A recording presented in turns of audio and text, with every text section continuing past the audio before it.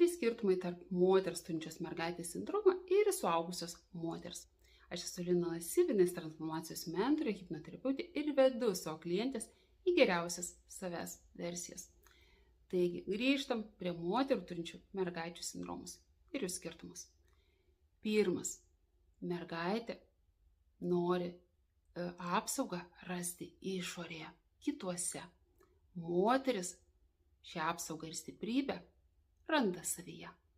Antras, mergaitė nori, kad ją paimtų ant rankų. Moteris ima situaciją į savo rankas. Ir trečias, mergaitė bijo, moteris veikia.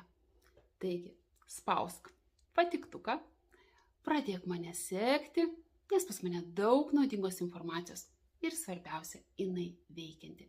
Tik brangioji, jeigu žinosi, to neužtenka. Būtinai tai reikia taikyti.